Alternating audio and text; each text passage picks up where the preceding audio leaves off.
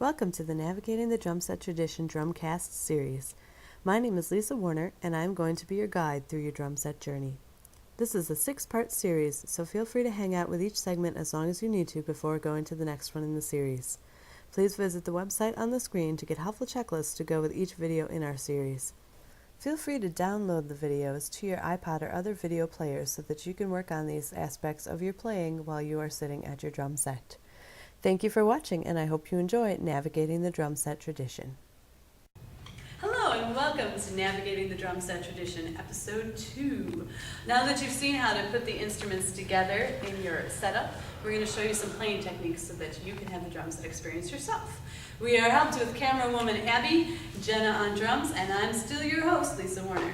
So the first thing we're going to discuss is the snare drum technique. Those of you who take concert band in school or have ever been in a concert band, this technique is very similar to that, so you can transfer your knowledge from that to this. You're going to have your first finger and your thumb form a fulcrum, and then the other fingers guide them, and then you put it down with your palms facing down to create this technique. Then, for the bass drum, there's a pedal that you're going to play with your foot. And some rock musicians will recommend a heel-up technique where you're kind of stomping down on the pedal to create the sound. But that doesn't give you a lot of dynamic contrast. So the technique I'm going to recommend for you will allow you to play piano, forte, mezzo forte, and give you a much wider range of dynamic contrast. And this is the heel-down technique. All Jenna's going to do is she's going to rock her foot forward to make the bass drum play. And you'll notice she can even play loudly, too.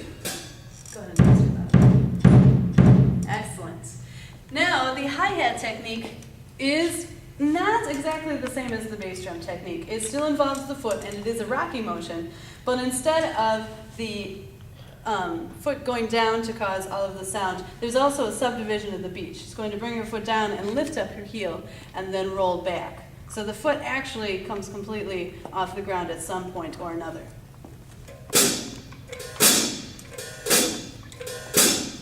Now the ride cymbal technique, those of you who have played in concert band before, this is much like a French timpani grip. So if you play a timpani like this, then that is the technique you're going to use on the cymbal. I've read in some books that it's a lot like fishing and doing that thing, but I'm not a fisher, so if you are and that's helpful, go ahead and use that. If not, then just know that your thumb is up and most of the motion happens from the wrist.